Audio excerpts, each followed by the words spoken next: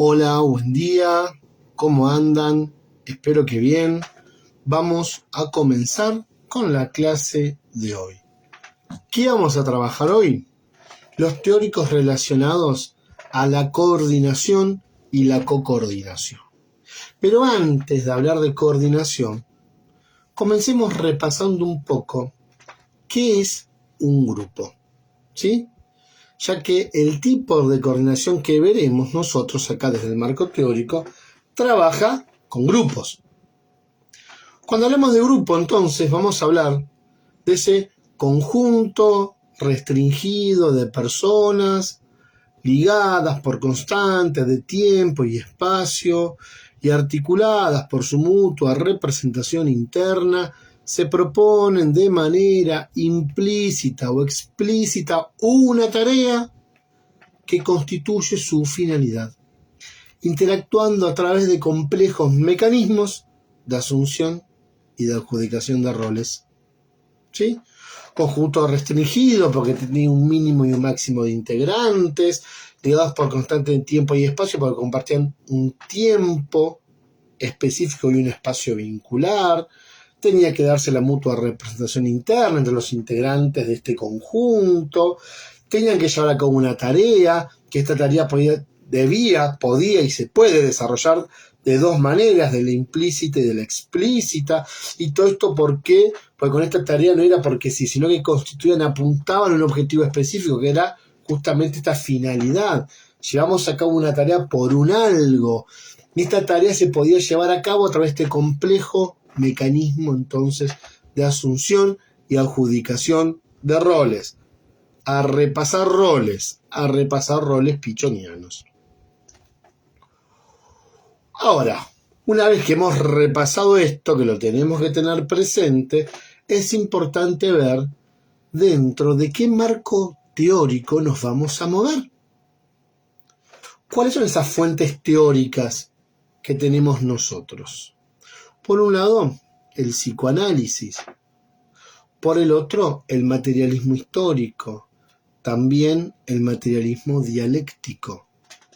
El existencialismo, el surrealismo y el estructuralismo. Quien se proponga coordinar grupos operativos debe necesariamente recurrir a estas fuentes. Cuando coordinamos, utilizamos este marco teórico,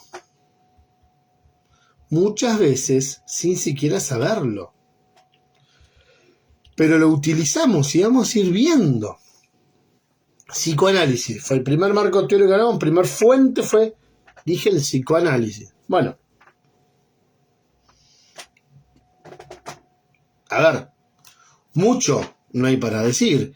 Creo que sabemos cuando hablamos de psicoanálisis a qué autores referimos, ¿sí? Además de Freud. A esta altura hay muchísimo contenido psicoanalítico que ustedes ya fueron viendo.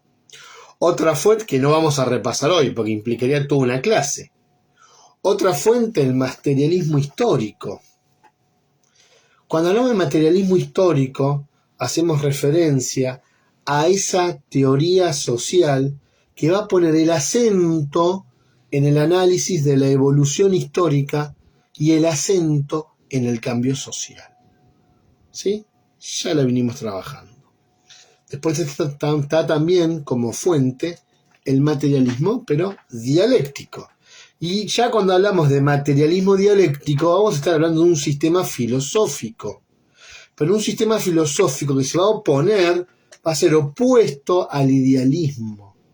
A ese sistema filosófico que concibe al espíritu como el principio de la realidad. Para el materialismo dialéctico, las ideas siempre tienen un origen, un trasfondo físico. Esto es, primero es la materia y la conciencia lo derivado de esa materia, ¿sí? Bio, psico, social. El materialismo dialéctico se apoya en datos, se apoya en resultados, se apoya en los avances de las ciencias y su esencia se mantiene en correspondencia y en vigencia con la tradicional orientación progresista del pensamiento racional científico. A ver, básicamente la diferencia entre ambos materialismos es que el materialismo dialéctico se basa en los resultados y avances de la ciencia, mientras que el materialismo histórico hace conocer estos resultados o avances de la ciencia. ¿Sí? Tiene que ver, uno basa su información, si se basa en estos resultados, y el otro es el cómo se transmiten. Otra fuente, ya corriéndonos, otra fuente teórica que nosotros ya hemos estado trabajando también es el existencialismo. Es esta corriente filosófica de origen europeo que considera que la cuestión fundamental en el ser es la existencia, en cuanto a existencia humana, y no la esencia, ¿sí? La existencia y no la esencia. Y con respecto al conocimiento, dirá el existencialismo, es más importante la vivencia subjetiva que la objetiva, ¿sí? Esto es más importante el sentir lo que yo percibo, lo que yo sentí, mi experiencia, que la objetiva. Vayan pensando qué teóricos pueden encontrar, ¿sí?, estas bases, en qué teóricos pueden estar esto que estoy diciendo. Otra fuente es el surrealismo. ¿Qué es el surrealismo? Ya no es una corriente filosófica. El surrealismo es ese movimiento literario que se inspira en estas teorías psicoanalíticas para intentar reflejar el funcionamiento del subconsciente, dejando de lado cualquier tipo de control racional. Y la última fuente que vamos a tocar es el estructuralismo.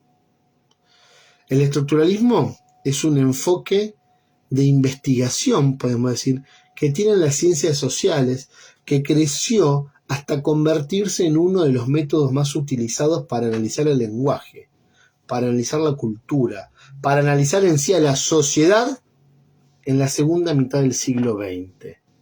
Es una teoría. El estructuralismo es un método científico que utilizan diferentes ciencias humanas como la antropología, la sociología, la psicología, que se basa en el análisis de los hechos humanos como estructuras susceptibles de formalización. ¿Sí?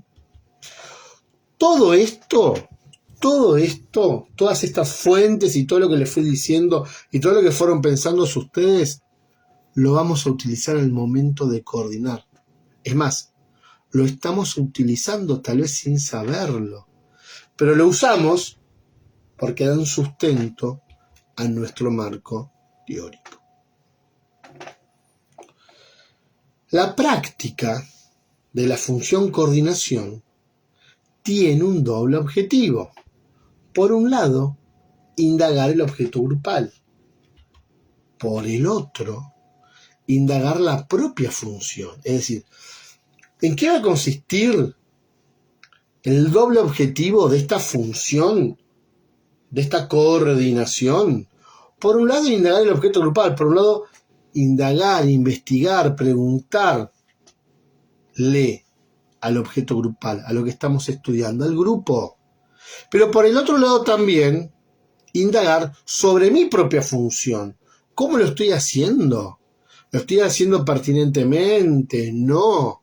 ¿Tengo herramientas para indagarme? Esto de trabajar y trabajarme. ¿Me estoy trabajando? ¿Lo que está pasando es algo mío o es algo del grupo? ¿Trabajo en equipo? ¿Me superviso? ¿Hago terapia? ¿Herramientas tengo? ¿Las utilizo? Es otro tema. No vamos a poder coordinar nunca un grupo si no llevamos adelante esta doble función. Al grupo lo voy a indagar para saber qué está pasando, pero además me voy a tener que indagar yo para saber por dónde estoy yendo. Y si hablamos de coordinación, no podemos dejar de lado los estilos. Ya tendremos todo un teórico para hablar de esto. No podemos dejar de lado los estilos. A ver, no todo el mundo coordina el grupo de la misma manera, sino que existen diferentes maneras de intervenir. Y esas diferentes maneras de intervenir, nosotros las llamamos estilos. ¿Y por qué existen diferentes maneras de intervenir? Porque cada coordinador tiene su ECRO, ese esquema conceptual, referencial y operativo, que si estuvimos prestando atención, estas fuentes teóricas hablaron de esto. ¿Qué es ese ECRO que cada uno de nosotros tiene? Y ese esquema mental compuesto por conocimientos propios de la psicología social, compuesto por nuestras vivencias, por nuestras teorías, por nuestros conocimientos, que llevan a que operemos sobre esa realidad, para modificar, para generar ese cambio social planificado. Entonces, ¿por qué existen diferentes maneras de intervenir? Y porque somos distintos, porque no todos tenemos los mismos conocimientos, porque no todos aprendimos lo mismo, porque no todos tuvimos las mismas vivencias. Y desde ahí, desde el ECRO, cada coordinador va a ir construyendo su propio espíritu, su propio estilo. Y no va a haber ni mejores ni peores estilos. No existe una valoración de estilos. Pero sí existen virtudes y defectos dentro de la coordinación. A ver, lo que tenemos que evitar cuando uno está coordinando un grupo es la impostación. ¿Qué es la impostación? Y semejar algo, tratar de impostar algo que no soy. Por esto de este sonido uniforme, parejo, sin vacilación, donde todo da lo mismo, donde se utiliza siempre el mismo tono. Cuidado con eso. Porque el coordinador recurre a la impostación cuando pretende operar desde un modelo ideal, desde una imagen, desde la imitación. El grupo, mejor dicho, el coordinador, tiene peso en el grupo. El coordinador puede ayudar al grupo. La pregunta es ¿cómo? Y de acuerdo a cómo lo haga, puede ayudar u obstaculizar. El coordinador debe ayudar al grupo a que éste desarrolle su tarea. El coordinador, para ayudar al grupo, tiene que hacer lectura del acontecer grupal, pero leer desde la teoría que sabe, pero leer también desde su subjetividad. ¿Pero qué va a leer el coordinador? Y por un lado va a leer lo inconsciente, lo implícito, y por el otro lado lo observable, es decir, aquello que impacta sobre nuestros sentidos, los roles, las resistencias, las actitudes, las alianzas, los liderazgos, los silencios, las llegadas, las salidas, los emergentes, los existentes.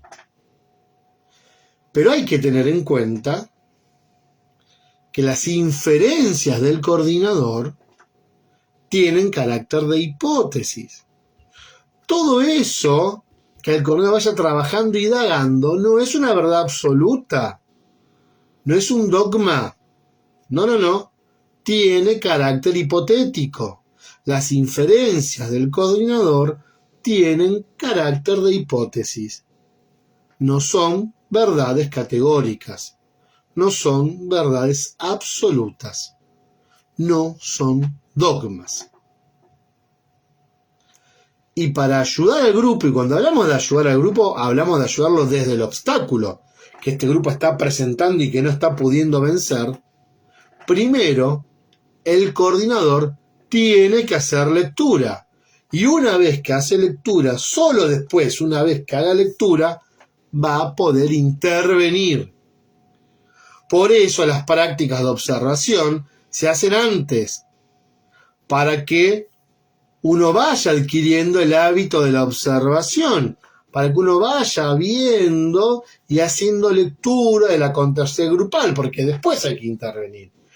Pero una vez que ya tuve el hábito de la observación, el hábito de la lectura, no puedo intervenir por intervenir, así porque me gusta o me pintó la onda de intervenir. Puedo ser obstáculo si intervengo porque intervengo, ¿sí? Esto que llamamos praxis, teoría y práctica. Sin la teoría, o solamente con la teoría, la psicología social sería una mera construcción especulativa de conocimientos. Y la práctica sin la teoría es más peligroso que un mono con navaja. Intervenimos por intervenir. Después, ¿qué pasa? No sé. Que pase lo que tenga que pasar. Cuidado. Para poder intervenir, el instrumento esencial que posee el coordinador es la palabra. Pero también se coordina con la presencia, con la mirada, con el cuerpo, con la actitud.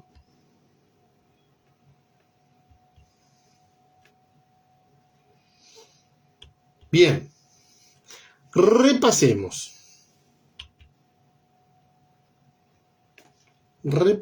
un poquito por acá. Hasta el momento estuvimos viendo, estuvimos trabajando sobre la idea de que el coordinador, para ayudar al grupo, tiene que hacer lectura del acontecer grupal. Y que para esto es necesario la teoría y las vivencias. Las dos cosas son importantes. Por eso dijimos recién, que para intervenir en un grupo, el instrumento esencial que tiene el coordinador es la palabra, pero que también se coordina con la presencia, con la mirada, con el cuerpo, con la actitud. Ahora bien, para intervenir, el coordinador va a tener tres recursos fundamentales. ¿Cuál es ese primer recurso que podríamos llegar a decir tiene el coordinador y debería aprender a usarlo? ¿Cuál es ese primer recurso? A ver, primero, cuando hablamos de recursos, hablamos de estas herramientas que el coordinador tendrá justamente para hacer lectura, para después poder intervenir, ¿sí? Para que tengamos claro a qué llamamos recursos. El primer recurso que el coordinador va a tener es la interpretación. ¿Qué es la interpretación? Tratar de darme cuenta de lo que está sucediendo. Es decir, la lectura. Antes de intervenir, el coordinador tiene que utilizar estos tres recursos. Primero, la lectura. Una vez que leíste, otro posible recurso es el señalamiento, que es una marcación puntual. Esto. Y por último, está la construcción, que es la interpretación a través del tiempo. Cuando hablamos de construcción, ¿sí? La construcción es una interpretación, pero es una interpretación que incorpora la variable temporal y que se suele dar en una evaluación. Incorpora el tiempo, tiene que ver con el proceso del grupo. Es una interpretación a través del tiempo. Se me corre la cámara. Es una interpretación a través del tiempo. ¿Sí? Es decir, uno puede observar que un sujeto es silente. Eso es ¿sí? Es una construcción, no es una interpretación. Tengo teoría, hago la observación, este tipo es silente. Ahora, esto tiene que ver con el momento, con el aquí y ahora. Por ahí le pasó algo, es una persona que ahora está por los codos, pero hoy le pasó algo y está silente. Entonces la interpretación que yo observo es silente. Ahora, a medida que va pasando el tiempo y voy viendo esa interpretación a través del tiempo y a través del proceso y a través de los encuentros, me doy cuenta que nada que ver. Que no era silente este sujeto. Pero que por algo hoy lo fue. Ese hoy es la interpretación. La construcción es el proceso en el tiempo. ¿Sí? Cuando hablamos de grupos operativos y de psicología social, tenemos que tener en cuenta que la función del coordinador entonces forma parte del encuadre. Nosotros estamos encuadrados. ¿Sí? La función está encuadrada dentro del encuadre grupal. Y que esta función se corporiza en una persona. Por lo tanto, cuando hablamos de persona, también vamos a estar hablando de actitud y aptitud. Actitud y aptitud psicológica. Conceptos que no voy a profundizar mucho, pero que son sumamente importantes. Pero que a esta altura del partido ustedes ya saben que uno tiene que ver más con lo actitudinal y el otro tiene que ver más con lo cognitivo. A ver, para coordinar entonces también es importante tener presente la actitud psicológica y sobre todo recordar sus reglas. Esas reglas que, como ya hemos dicho en otras ocasiones, tienen que conocer y tienen que saber utilizar. Porque si no sabemos o no conocemos las reglas, vamos a estar en grandes problemas al momento de tener que coordinar los grupos. Porque no vamos a saber qué hacer. Tenemos que conocer y practicar estas reglas. ¿Cuáles son las 4 reglas de la actitud psicológica? Primero, la discreción. Lo que pasa en el grupo, queda en el grupo, no se puede llevar por fuera. La segunda regla, la restitución. Si hay algo que pasa fuera del grupo y el coordinador se entera, se tiene que restituir. Nosotros, este año, puntualmente, esto lo vamos a trabajar. Abstinencia es la otra regla. Esta idea de respetar los roles y respetar las funciones. Y por último, la regla de no aclaración. ¿Sí? Scriptum est enim quo scriptum est. ¿Sí? Esa frase, scriptum en latín, tiene un significado, escritura y palabra verbal.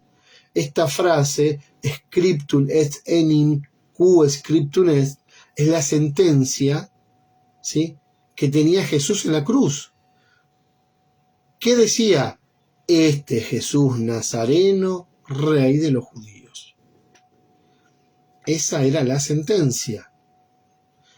Y cuando los sumos sacerdotes vieron esto, fueron ante el gobernador Pilato y le dijeron: está mal escrita, la sentencia no está bien, poné, este ha dicho, yo soy el rey de los judíos.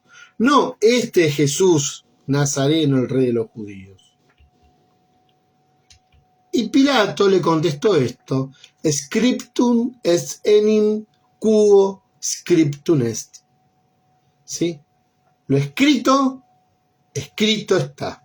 Y acá podemos decir, lo dicho, dicho está. No te voy a aclarar nada. Lo dije. ¿Sí? Guarda con esta regla de no aclaración.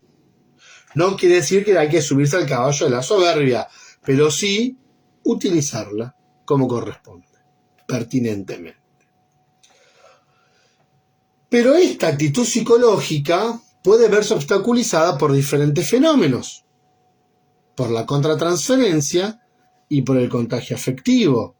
De la contratransferencia no voy a decir nada. A esta altura ya sabemos que la respuesta inconsciente a una transferencia realizada. Van al manual de primero a leer transferencia y contratransferencia, sobre todo si pretenden coordinar grupos. Y la segunda dificultad, ¿sí? El segundo fenómeno que va a obstaculizar o que podría llegar a obstaculizar la actitud psicológica es el contagio afectivo. No es que siento con, me hago carne con, ¿sí? Por eso es importante mantener esa distancia óptima, esa distancia prudencial con lo que le pasa y con lo que el otro siente. Importante sostener esta estructura de demora, sostenerse en el rol. ¿Esto de, se acuerdan? La cara de vaca bucólica, acá no pasa nada. Hay que tenerlo presente. Otra cosa a tener en cuenta al momento de coordinar también es la ética profesional. Sobre todo, con esta idea de que la ética es esa reflexión sistemática sobre normas, principios o valores que guían o deberían guiar la conducta humana. Pero además de la ética, es necesario también tener una correcta moral. No solamente una ética profesional, sino una correcta moral, entendiendo la moral como el conjunto de conductas y comportamientos que se aceptan como válidos. Lo que tenemos que conseguir nosotros es ese equilibrio entre la reflexión, que es la ética, y la acción, que es la moral. Ese equilibrio entre ambas se va a llamar praxis. Bien, vamos a continuar trabajando un poco, ¿sí?, con otro tema, la coordinación, ¿sí?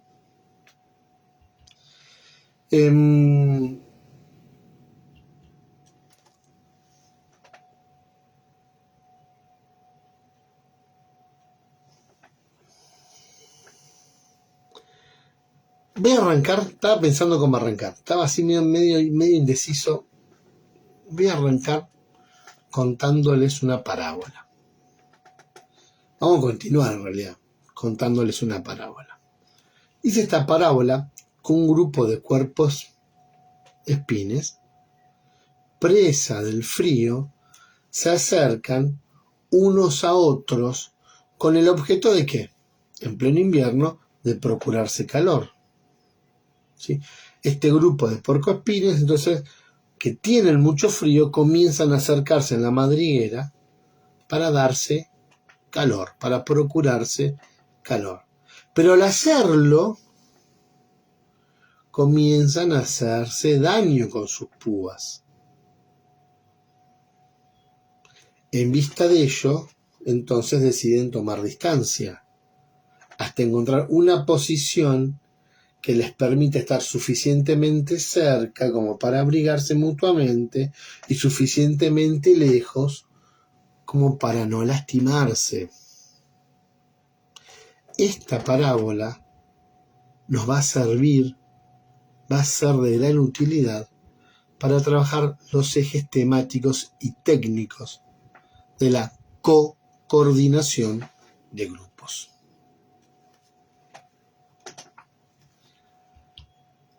Coordinar significa coordinar con, es decir, es una instancia en la que se integra al equipo otro colega. Se coordina en conjunto, se coordina en equipo. Y al coordinarse en conjunto y en equipo, ¿se acuerdan que estuvimos hablando de estilos? Cada quien tiene su estilo, su manera de ser, cada quien tiene su ecro. Por lo tanto, esto complejiza obviamente la tarea y también habilita a la hora de intervenir una mayor amplitud de lectura acerca de los fenómenos grupales.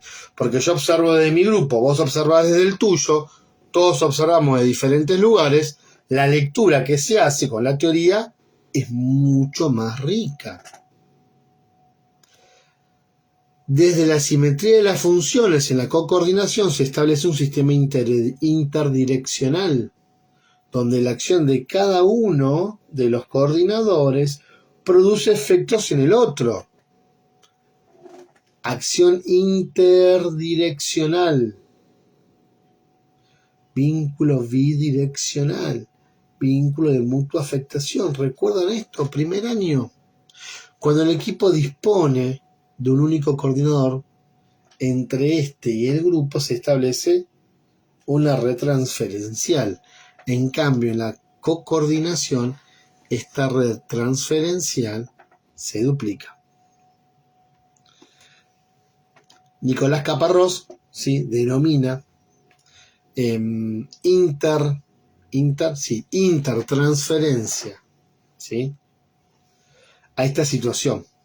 ¿Sí? Dice, la intertransferencia va a estar ligadas a figuras del pasado de uno y otro, pero también plena de modos de relación en tanto vínculos interpersonales, siendo la intertransferencia inevitable, dice.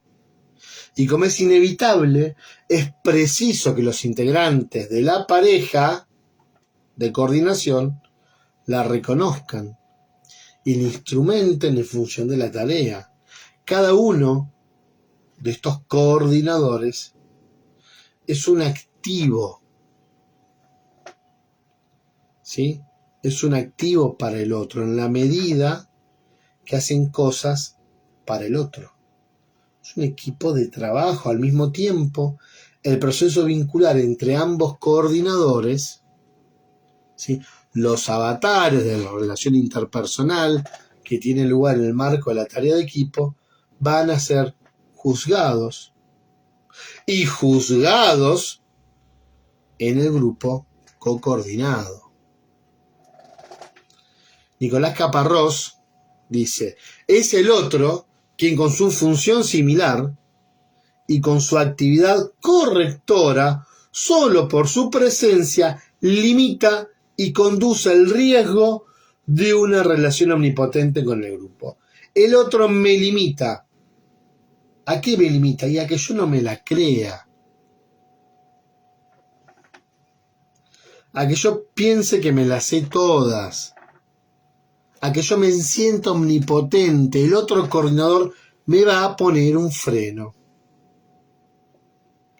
Esa limitación y esa conducción emanan, entonces, dirá Caparrós, de este vínculo intertransferencial.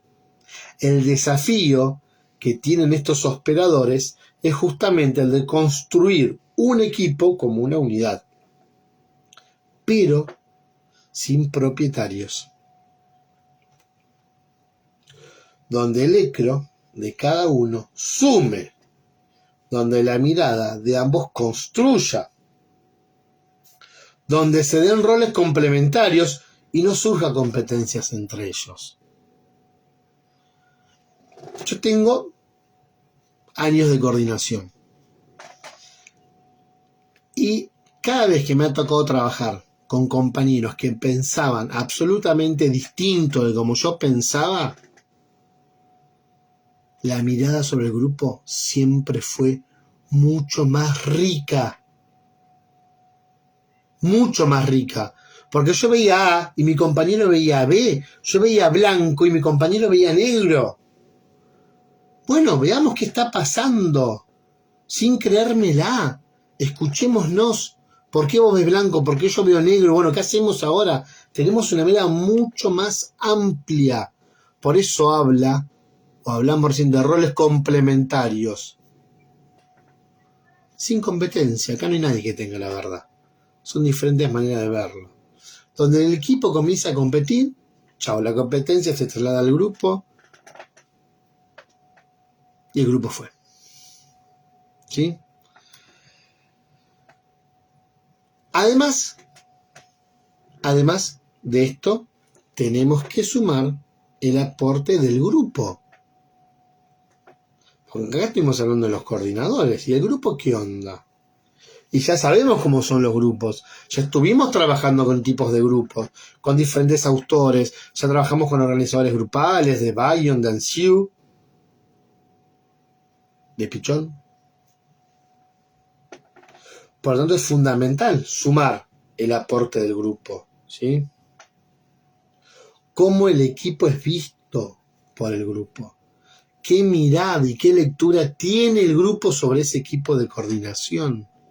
¿Cuántas fantasías habrá detrás de todo esto? Y frente a esto, el apunte habla de dos posibilidades. El equipo ideal y el equipo como pareja. ¿Qué es el equipo ideal? ¿Sí? Acá el grupo, podríamos decir, se primariza. Es decir, se vuelve grupo primario. Acá el grupo se vuelve familia, donde los coordinadores son los padres buenos. Este equipo ideal es algo más parecido a este grupo, ¿se acuerdan? Mesiánico. A este supuesto básico que hablaba del Mesías. Estos dos coordinadores buenos y amorosos que llevaban la solución al grupo. Bueno, ojito. Acá el grupo se primariza, se vuelve primario. Los coordinadores son los padres buenos. Acá hay un encubrimiento de coilusión. Hay una escena ilusoria de pareja ideal coordinando un grupo ideal. El peligro de semejante idealización es un probable destino de frustración. Por otra parte, la escucha estará orientada a la confirmación de esa ilusión. Yo estoy mirando el grupo ideal, porque todo lo que escucho es divino, es ideal, es perfecto. ¿Y por qué el grupo es perfecto? Y porque la pareja es perfecta. La pareja se lleva tan bien, tienen todos la misma mirada, se quieren todos hasta el cielo y de vuelta, satisfacen todas las necesidades del grupo, el grupo está feliz, los coordinadores también. Por lo tanto, el grupo que hace se constituye en un grupo ideal. Si el equipo es ideal, se constituye el grupo en un grupo ideal. Este grupo ideal, fantasiado por la pareja de coordinadores, por este equipo ideal. Pero la verdad que estamos en presencia de un engaño, porque sabemos que esto no ocurre. Y vuelvo a decir, repasemos organizadores grupales de Ansieu. Solo si se trabaja el vínculo de la pareja de operadores, se va a poder quebrar, o se va a quebrar, esa ilusión. Lo que bien podría ser,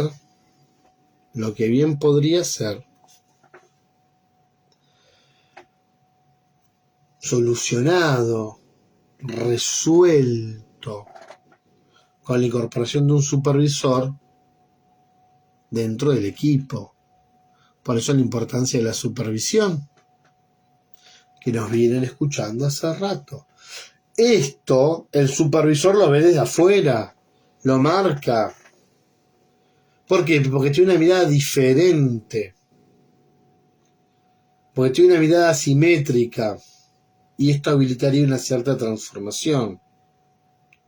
Por eso es importante la supervisión. Fundamental. Esa supervisión que además la hicieron y la van a seguir haciendo este año. Hay que tener en cuenta que la coilusión opera más allá de que los coordinadores se eligieran o no mutuamente.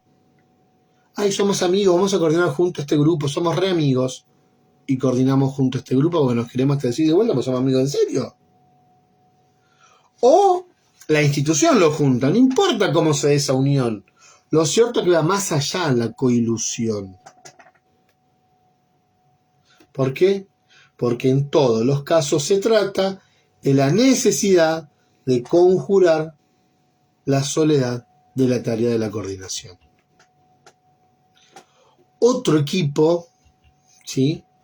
No es el ideal, otro equipo, ¿sí? ¿Se acuerdan que hablamos? De dos.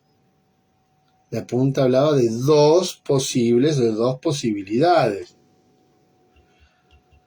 Otro equipo es el equipo como pareja. Acá la pareja puede ser del mismo o de distinto sexo. Pero desde la fantasía siempre habrá una posición hombre, una posición padre, una posición ley y una posición mujer, una posición amorosa, una función madre. ¿Sí? ¿Se acuerdan Moffat? Función padre, función madre. Bueno, acá en este equipo como pareja está el bueno y el malo. El que pone los límites y el que contiene. Y estos lugares, estos roles, pueden sostenerse de manera permanente o alternarse durante el proceso. Policía bueno, policía malo. Suele ocurrir que el grupo, cuando detecte esto, intente dividir a la pareja de coordinación. ¿Con qué? Ojo, con el objeto de dejar de ser un tercero excluido frente a esta dupla parental. El grupo también quiere estar. Guarda, se quiere meter. A ver, en términos maniqueos, uno puede aparecer como bueno y el otro aparecer como malo. Uno como activo y el otro como pasivo. Uno como sano y el otro como enfermo. Uno como perseguido y el otro como perseguido. Uno afectivo y el otro intelectual.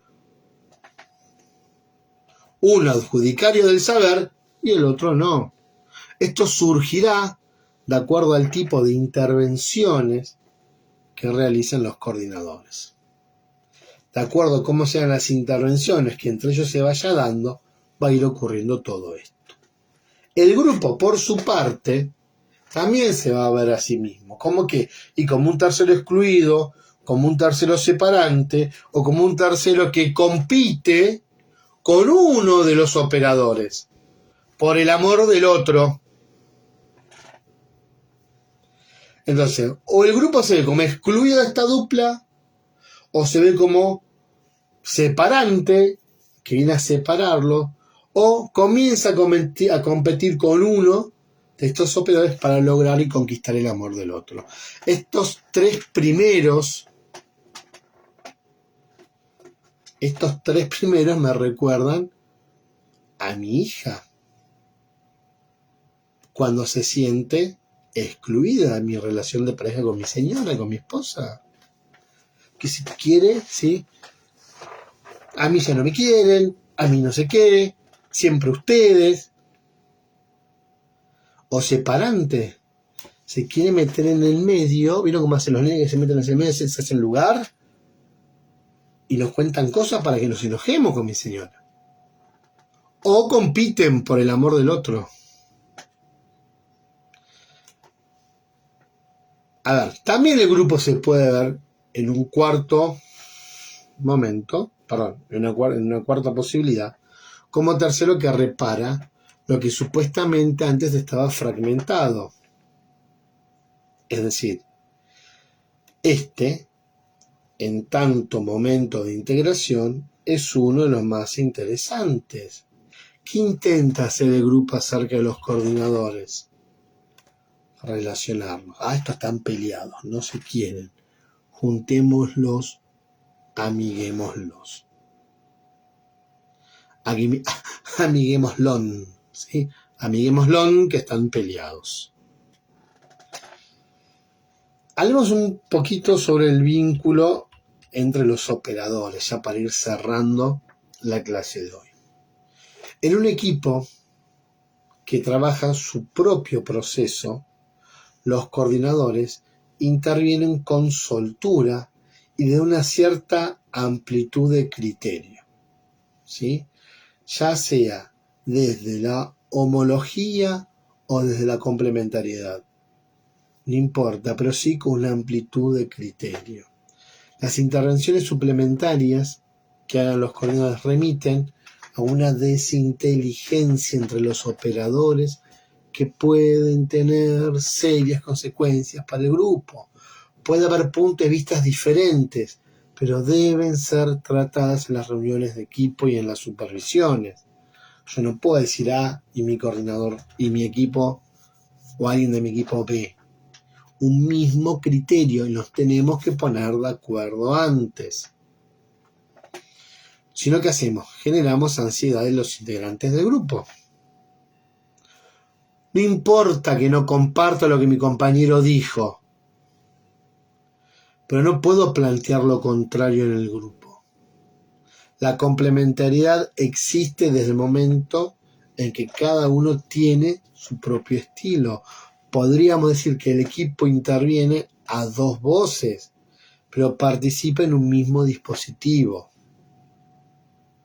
A ver, en cuanto a las funciones, las posiciones de ambos coordinadores son eminentemente simétricas.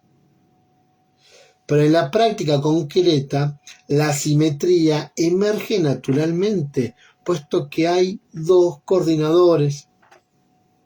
Y estos dos coordinadores no son idénticos.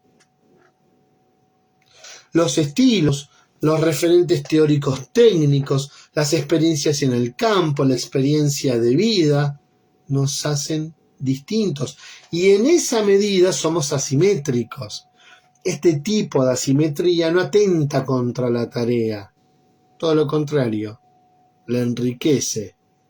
Solo la instalación de la competencia intraequipo transforma las diferencias en factores de empobrecimiento, porque la necesidad de competir absorbe parte de las energías y de la atención de los operadores, porque la necesidad de competir, a ver quién es más inteligente y quién da la clase más linda y quién no sé qué, focaliza la mirada en el coordinador y no en las necesidades del grupo. El trabajo interno del equipo debe entonces apuntar a la resolución de la contradicción sobre el polo de la cooperación. Dejemos de lado los egos, dejemos de lado la competencia, dejemos de trabajar nuestras necesidades, vayamos al psicólogo a trabajar nuestras necesidades. En el grupo, con el grupo, trabajamos las necesidades del grupo, Ojo, no las nuestras. Para ir terminando, y no me quiero extender más. El co-coordinador, para que quede claro, no es un subcoordinador, un coordinador de segunda, un vicecoordinador. No. Es un rol prescripto, que tiene que ver con la organización del equipo. Co-coordinamos, no hay un co-coordinador. Si hay dos coordinadores, son dos co-coordinadores que coordinan al mismo tiempo. ¿Cómo es eso? Claro. Yo estoy con alguien coordinando. Cuando yo estoy coordinando al grupo, dirigiéndome al grupo, trabajando con el grupo la tarea, yo coordino y mi compañero me acompaña, co-coordina. Cuando la voz cantante la toma mi compañero, él pasa a coordinar el grupo y yo hago coordinar desde atrás. Es este juego de ida y vuelta. Los dos co-coordinamos. No hay un coordinador y un co-coordinador. ¿Sí? Esto tiene que ver, en la práctica me refiero, tiene que ver con un tema de organización de equipo con un rol prescripto. Nada más que eso. Chicos, hasta acá la clase de hoy. Hemos visto, ¿sí?, los teóricos referidos a la coordinación. Muy buena jornada.